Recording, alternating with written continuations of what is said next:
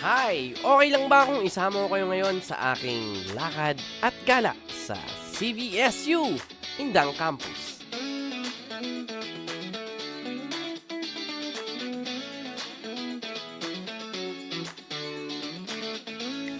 Dati pagbaba ko ng bus, naglalakad pa ako dito. Nagbabaka sakali na baka makasalubong ko si Crush. Yee! Teka lang! Dito sa kurbadang to, dati sasalubungin ka ng mga nagbebenta ng Graham Balls. Pero ngayon, hindi ko na sila makita. Kaya tignan na nga lang natin si Laya tsaka si Diwa.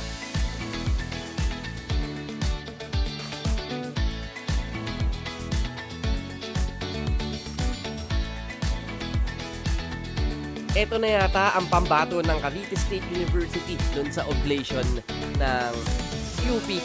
Pero eto, napakatikas kasi babae at lalaki na sila. Ang angas, di ba?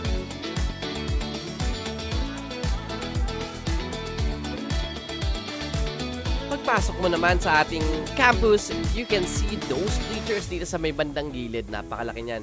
Lalo na kapag intramurals, dito tumatambay.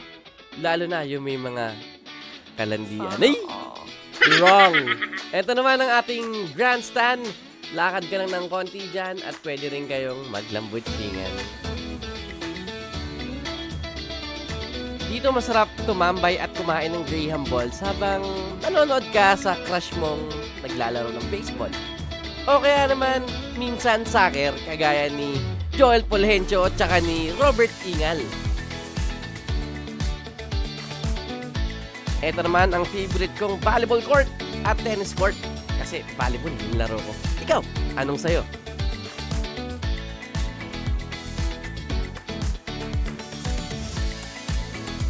Hay, ang sarap talagang bumalik sa mga lugar na tahimik. Pero bago tayo lumabas ng campus, I wanna hear it from you. Ano ba yung kwentong CVSU mo? Sige, makikinig ako.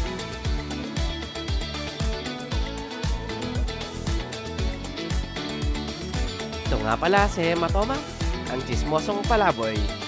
See you sa next video.